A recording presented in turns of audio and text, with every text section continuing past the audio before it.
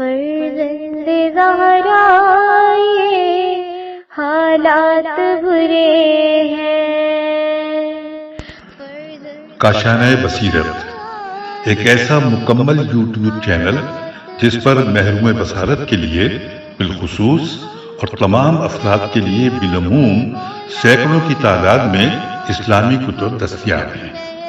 لہذا گزارش ہے کہ آپ اپنی ذمہ داری نبھاتے ہوئے کاشانۂ بصیرت کو سبسکرائب کرنے کے ساتھ ساتھ بیل آئیکن کو پریس کیجیے تاکہ آپ علم کے حصول کے ساتھ ساتھ مذہب اہل بیت کی اشاعت میں بھی اہم کردار ادا کرتے رہیں۔ کاشانۂ بصیرت، کاشانۂ بصیرت، کاشانۂ بصیرت۔ فرزند زہرا یہ حالات برے ہیں۔ کاشانۂ بصیرت کے سامعین السلام علیکم۔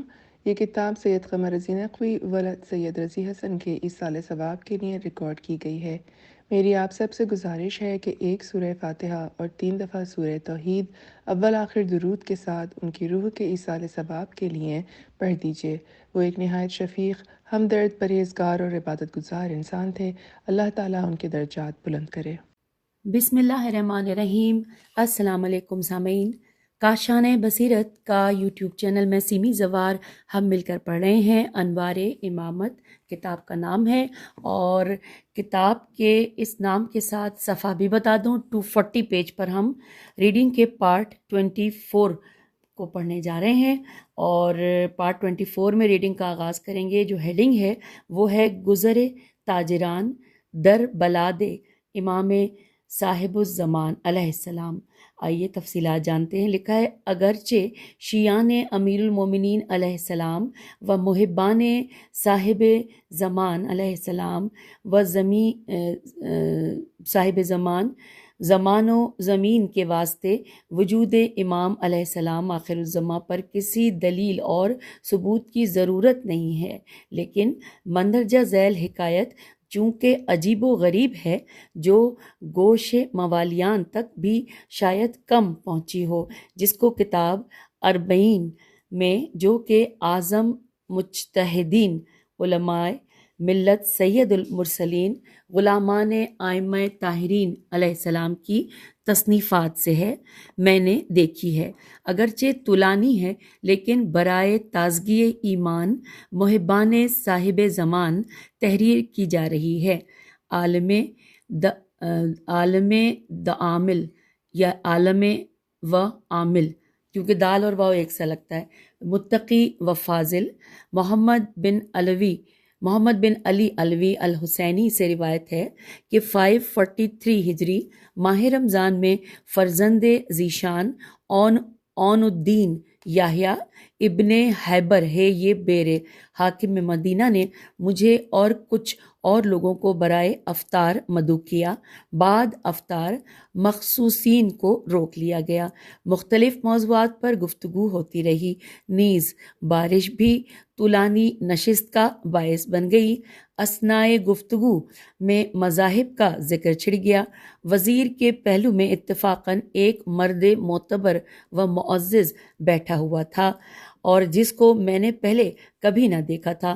وزیر اس سے بڑے احترام و ادب سے ہم کلام تھا۔ جب بات مذہب تک پہنچی، وزیر نے کہا، شیعہ بڑی قلیل جماعت ہے، لوگوں کی نظر میں ان کا کوئی مقام بھی نہیں ہے، اور اہل سنت کثیر ہیں اور ہر جگہ ان کی عزت اور مقام ہے۔ وہ شخص وزیر کی طرف متوجہ ہوا، اور اس نے چاہا کہ میں وزیر پر ثابت کروں کہ کثرت دلیل حقیقت اور قلت دلیل بطلان نہیں ہوتی، اور کہا کہ بریکٹ میں لکھا ہے اطال اللہ بقا کا، یہ انورٹڈ کاما میں لکھا ہے الف تو الف لام، اطال اللہ بقا کا۔ تو اگر آپ اجازت مرحمت فرمائیں تو میں ایک واقعہ جو مجھ پر واقع ہوا ہے بیان کروں۔ میں نے بچشم خود دیکھا ہے، وہ سناؤں؟ تو وزیر نے بعد تأمل کہا کہ سناؤ۔ اس نے پھر یوں کہنا شروع کیا کہ میں ایک شہر عظیم باہیا یہ انورٹڈ کاما میں نام ہے، باہیا بے الف ہے یہ ہے، باہیا کا باشندہ ہوں جو 1200 قریے پر مشتمل ہے، کثرت آبادی ناقابل شمار ہے اور وہ سب کے سب نصرانی ہیں۔ وہاں کے جزیرے جو کہ نوبیا اور حبشہ سے ملحق ہیں نصارہ سے مملوء ہیں، جن کی تعداد سوائے خدا کے کسی کو نہیں معلوم۔ میرا خیال ہے کہ مسلمانوں کی تعداد ان کے مقابل میں بہشتیوں کی تعداد کے مثل ہے، دوزخیوں کے مقابل میں۔ لہٰذا اگر کثرت ہی دلیل حقیقت ہے تو شیعہ اہل سنت سے تعداد میں کثیر ہیں۔ میں 21 سال قبل اپنے والد کے ہمراہ بغرض تجارت مدینے سے باہر گیا۔ دریا کا بڑا پرخطر سفر تھا۔ تقدیر ہماری کشتی کو کھینچ کر ایک جزیرے میں لے آئی۔ وہاں سے بڑے وسیع و عریض سرسبز و پر رونق شہروں میں ہم پہنچے۔ جب ہم نے ملاح سے استفسا کیا تو اس نے بھی کہا کہ واللہ اس سے قبل یہ مقام میں نے کبھی نہیں دیکھا۔ ہم آ گئے پیج 242 پر، لکھا ہے جب ہم پہلے شہر میں پہنچے جو نہایت لطیف و سرسبز تھا، لوگ نہایت پاکیزہ، ایک شخص سے میں نے اس شہر کا نام پوچھا۔ یہاں سے دوبارہ پڑھ لیتے ہیں کہ جب ہم پہلے شہر میں پہنچے جو نہایت لطیف و سرسبز تھا، لوگ نہایت پاکیزہ تھے، وہاں ایک شخص سے میں نے اس شہر کا نام پوچھا تو اس نے کہا کہ مدینہ مبارکہ۔ حاکم شہر کا نام پوچھا، کہا فلاں نام ہے۔ میں نے پایہ تخت اور دارالسلطنت کی بابت سوال کیا تو کہا کہ اس کا نام ظاہرہ ہے، زے الف ہے رے اور گول ہے، ظاہرہ ہے، جو یہاں سے براہ دریا 10 روز کی راہ ہے اور براہ خشکی 1 ماہ کی۔ میں نے کہا کہ حاکم کا عملہ اور کارندے کہاں ہیں تاکہ ہم اپنا مال تجارت ان کو دکھائیں، تو اس نے کہا کہ یہاں کوئی عملہ نہیں، تاجر خود حاکم کے پاس جا کر معاملہ کرتے ہیں۔ اس نے ہمیں حاکم شہر تک پہنچایا۔ جب ہم پہنچے دیکھا کہ ایک شخص نورانی صورت، پاکیزہ لباس پہنے، دوات قلم سامنے رکھے کچھ لکھ رہا ہے۔ ہم نے سلام کیا، جواب سلام دیا گیا، مرحبا کہا۔ ہم نے اپنے آنے کی وجہ بتلائی تو فرمایا مشرف با اسلام ہو یا نہیں؟ ہم نے کہا بعض مسلمان ہیں اور بعض دین موسوی علیہ السلام پر ہیں۔ فرمایا کہ اہل ذمہ جزیہ ادا کریں اور مسلمانوں کو بلاؤ تاکہ تحقیق مذہب ہو سکے۔ لہٰذا میرے باپ نے اپنا اور میرا جزیہ اور 3 افراد کا ادا کیا، کیونکہ ہم نصرانی تھے، 9 یہودی تھے۔ انہوں نے اپنا اپنا جزیہ ادا کیا۔ اس کے بعد مسلمان پیش ہوئے جو صاحب ایمان ثابت نہ ہوئے۔ فرمایا جو کہ خدا اور رسول مجتبیٰ صلی اللہ علیہ وآلہ وسلم و وصی علی مرتضیٰ علیہ السلام اور جملہ اوصیاء کا تا صاحب الامر علیہ السلام قائل نہیں، وہ داخل خوارج ہے۔ مسلمانوں نے جب یہ سنا اور اپنے مال کو معرض تلف میں دیکھا تو درخواست کی کہ ہمیں بادشاہ کے پاس بھیج دیجئے، وہ جو حکم ہمارے متعلق کریں گے وہ ہمیں منظور ہوگا۔ چنانچہ ہمیں ایک راہبر کے ہمراہ شہر زاہرہ روانہ کر دیا گیا۔ ہم 14 روز میں زاہرہ پہنچے۔ اتنا خوبصورت اور خوشنما شہر پہلے نہ دیکھا تھا، نہ کبھی سنا تھا۔ ہر طرف آب حیات کے چشمے جاری تھے۔ پھر لکھا ہے کہ ہوا ہے کے اوپر زبر ہے، ہوا جان بخش اور خوشگوار تھی۔ لوگ دروغ و غیبت و بد معاملگی سے ناواقف تھے۔ ان کا ہر کام رضائے الہی پر موقف تھا۔ جب مؤذن اذان دیتا ہر شخص مسجد میں برائے نماز موجود ہوتا، بعد فراغت اپنے کاروبار میں مشغول ہو جاتا۔ کچھ لوگوں نے قصر سلطانی تک ہماری رہبری کی۔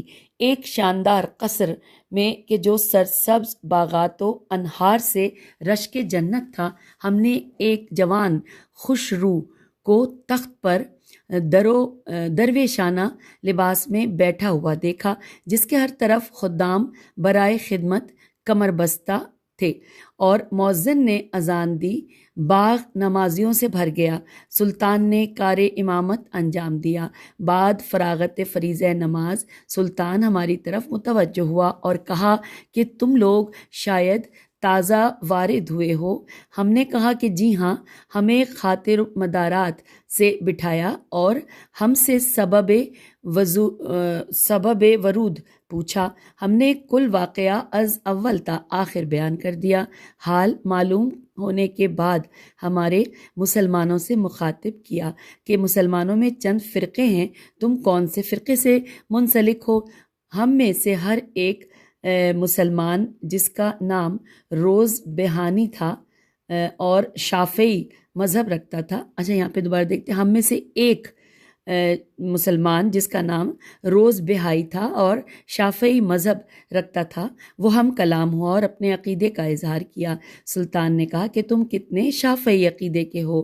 روز بہانی نے کہا کہ ہم سب شافعی مذہب رکھتے ہیں سوائے ایک کے کہ جو مالکی عقیدہ رکھتا ہے، نام اس کا حسام ابن قیس ہے۔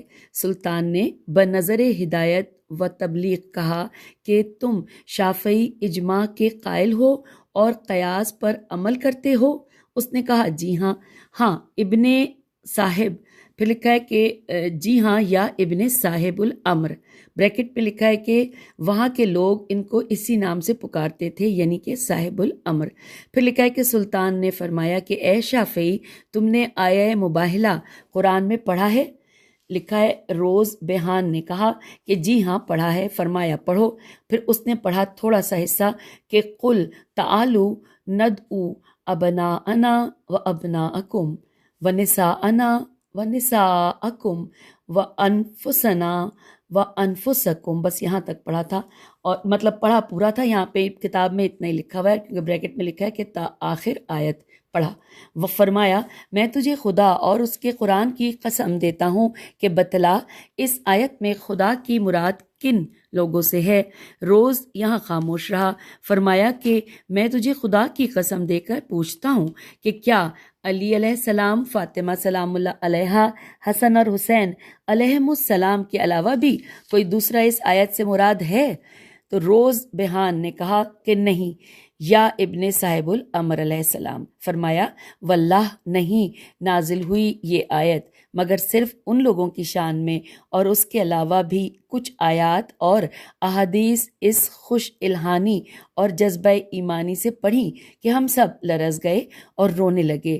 اور روز بہان نے روتے ہوئے کہا کہ برائے خدا اپنا نسب بیان فرمائیے اور ہم گمگشتگان راہ کو راہ ہدایت دکھائیے۔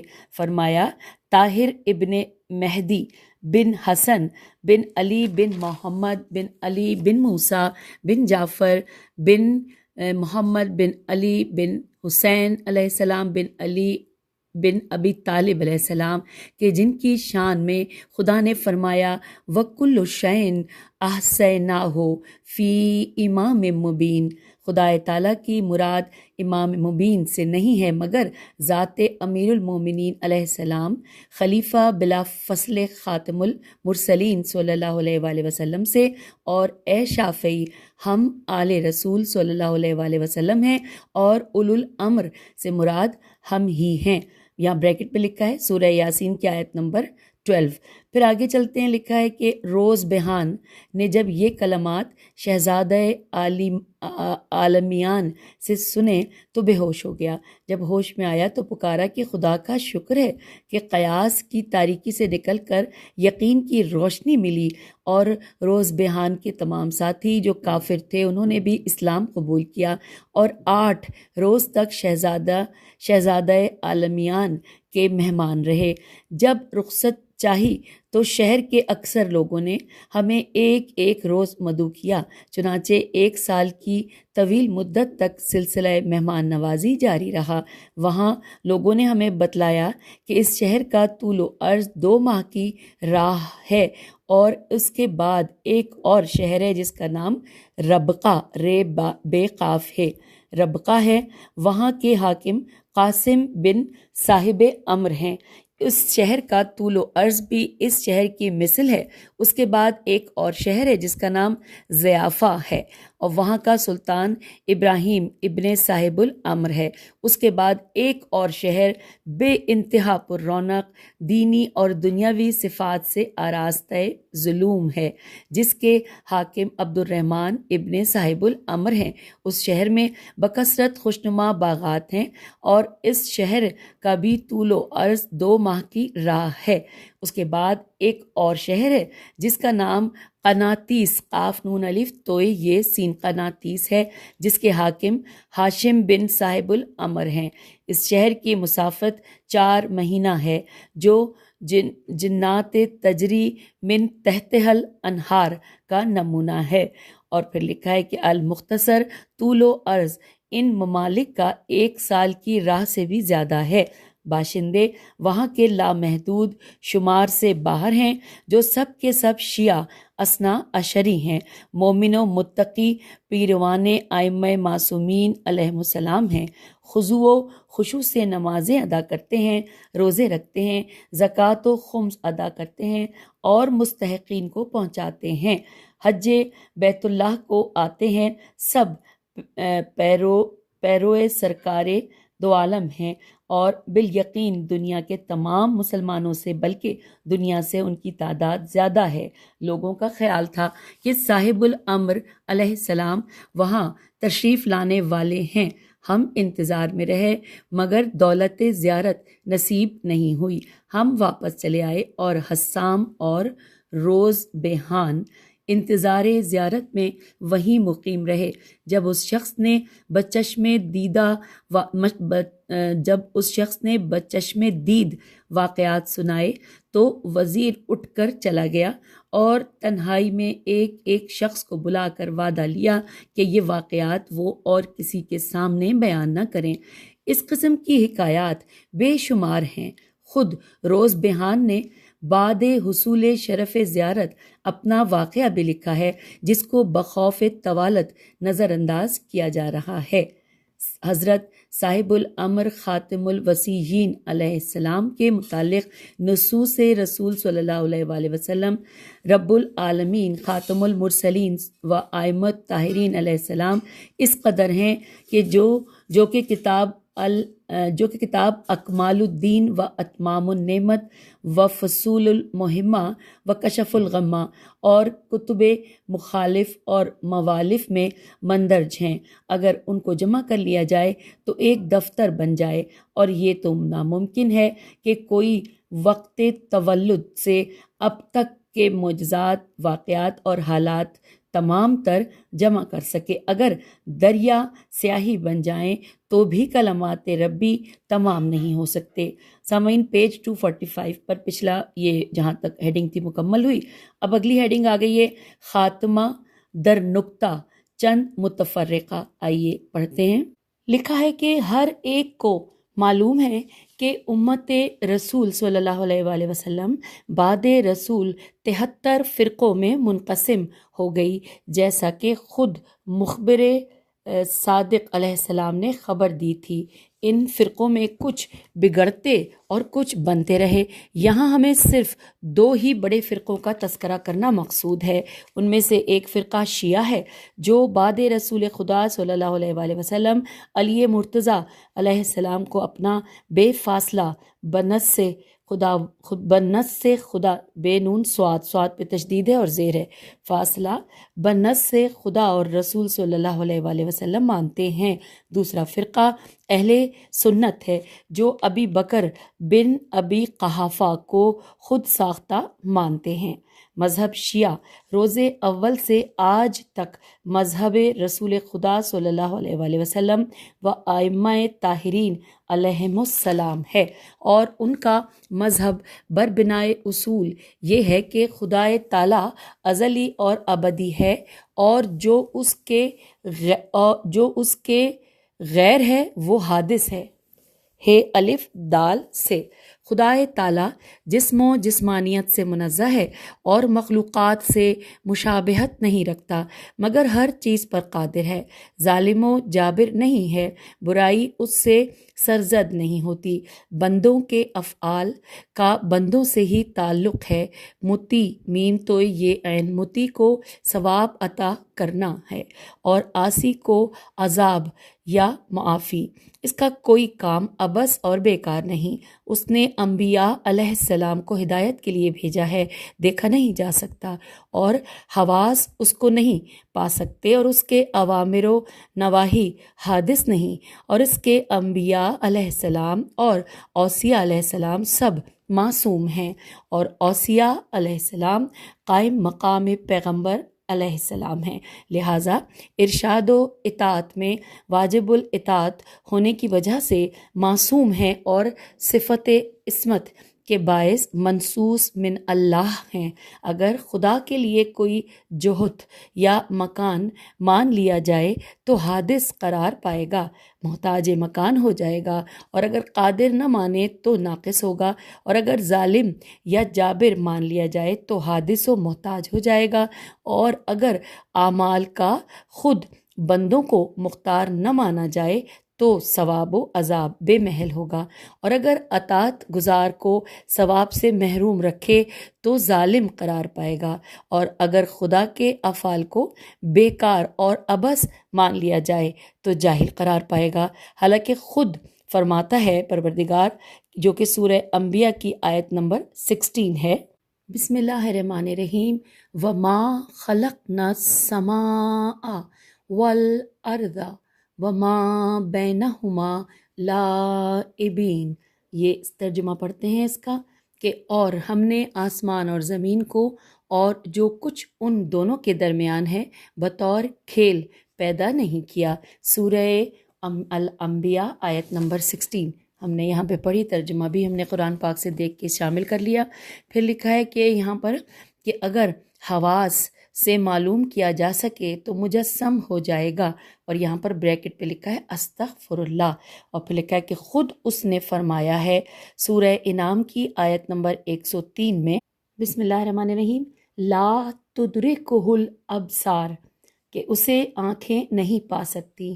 سورہ انعام کی آیت نمبر 103 کا یہ حصہ ہم نے پڑھا اور ترجمہ بھی پڑھا، اور پھر ساتھ ہی یہاں پر لکھا ہے کہ اور اگر انبیاء علیہ السلام کو معصوم نہ مانا جائے تو ان کی کوئی خبر قابل اعتبار نہ رہے گی۔ اسی طرح انبیاء علیہ السلام کے اوصیاء علیہ السلام بھی اسی حکم میں آتے ہیں، اور چونکہ عصمت امر خفی ہے جس کو سوائے خدا کے اور کوئی نہیں جان سکتا، لہٰذا وسیع کا بھی منصوص من اللہ ہونا ضروری ہے۔ یہ ہے خلاصہ مذہب شیعہ اور اثنا عشری کے اصول اور فروع۔ مذہب میں شیعہ اخذ احکام شریعت ائمہ معصومین علیہ السلام سے کرتے ہیں، اور معصومین علیہ السلام رسول صلی اللہ علیہ وآلہ وسلم سے، اور رسول صلی اللہ علیہ وآلہ وسلم جبرائیل علیہ السلام سے، اور جبرائیل علیہ السلام حق تعالی سے۔ کسی عارف نے ایک قطع نظم کیا ہے کہ جس کا ذیل میں صرف ترجمہ پیش کیا جا رہا ہے۔ ترجمہ کہ اگر چاہو کہ اپنے لیے اچھا مذہب اختیار کرو جو روز قیامت شعلہ آتش سے محفوظ رکھے تو قیاسات کو چھوڑ کر اس جماعت کا دامن پکڑو کہ جو یہ کہتی ہے کہ یہ میں نے اپنے جد سے سنا ہے، اور انہوں نے جبرائیل علیہ السلام سے، اور جبرائیل علیہ السلام نے خدا تعالیٰ سے، اور درمیان میں کوئی اور واسطہ نہیں ہے۔ انورٹڈ کاما کلوز جو ترجمہ پڑھ لیا۔ ہم کتاب کے صفحہ 247 پر آ گئے۔ امام علیہ السلام کے لیے ضروری ہے کہ وہ علم و دانش میں افضل الناس ہو، یہ امر مسلمہ فریقین ہے۔ چنانچہ ابن ابی الحدید سے منقول ہے کہ 12 معصومین علیہم السلام میں سے ہر ایک میں جمیع علوم موجود تھے، جیم میم یہ عین، جمیع علوم موجود تھے۔ اول امیر المومنین علی علیہ السلام ابن ابی طالب کہ علم جمی علماء آپ تک منتہی ہوتا ہے، اور حسن و حسین علیہ السلام وارث علوم جد بزرگوار تھے، اور علم و عبادت حضرت زین العابدین علیہ السلام محتاج بیان نہیں۔ امام محمد باقر علیہ السلام کو بوجہ کمال علم باقر العلوم کہا جاتا ہے، اور امام جعفر صادق علیہ السلام سے 4000 افراد نے استفادہ علم کیا ہے، اور ہر ایک نے آپ علیہ السلام سے جو احادیث، اقوال و جوابات مسائل سے ان کو نقل کیا ہے، جن کی تعداد 400 ہے، اور کوئی اقسام علوم سے ایسی بات نہیں رہی جس کو آپ نے نہ بیان کیا ہو، اور امام موسیٰ کاظم علیہ السلام کو صرف کمال علمی کی وجہ سے ہارون رشید نے قید میں رکھا، اور اگر کوئی چاہے کہ علوم امام علی رضا علیہ السلام سے واقفیت حاصل کرے، اس کو کتاب عیون اخبار الرضا کی طرف رجوع کرنا چاہیے، اور آپ نے ان مباحث اور مناظرات کو کہ جس میں اس زمانے کے تمام علماء کبار پر فتح پائی دیکھنا چاہیے، اور امام محمد تقی علیہ السلام و امام علی نقی علیہ السلام کے علم سے متعلق ہم قدرے ذکر کر چکے ہیں۔ امام حسن عسکری علیہ السلام کے زمانے میں بڑی پابندی تھی، اور کوئی آپ علیہ السلام تک جا بھی نہ سکتا تھا، حکومت کے پہرے بیٹھے ہوئے تھے، اس لیے احادیث کا بیان کم تر نظر آتا ہے۔ محققین علماء امامیہ اس پر متفق ہیں کہ امیر المومنین چونکہ نفس رسول صلی اللہ علیہ وآلہ وسلم ہے، لہٰذا دیگر ائمہ سے افضل ہیں، اور جناب حسنین علیہ السلام فرزند رسول صلی اللہ علیہ وآلہ وسلم ہیں، اور ان کی والدہ فاطمہ الزہرا سلام اللہ علیہا ہیں، اور والد امیر المومنین علی علیہ السلام ہیں۔ باقی ائمہ سے افضل ہیں، لیکن تمام ائمہ بلحاظ علم برابر ہیں، مگر ثواب عبادات صاحب الامر علیہ السلام بوجہ طول عمر زیادہ ہے۔ اور اب ہم پیج 248 پر آ گئے۔ لکھا ہے کہ احباب ہی ہے یہ جی، احباب کا کیا ذکر، ان کے جانی دشمن جو ممبروں پر برا کہتے تھے، ذرا تاریخ اٹھا کر دیکھیے تو وہ بھی تنہائی میں بیٹھے ہوئے ان کی مدح و ثنا کے قصائد پڑھتے ہوئے نظر آئیں گے۔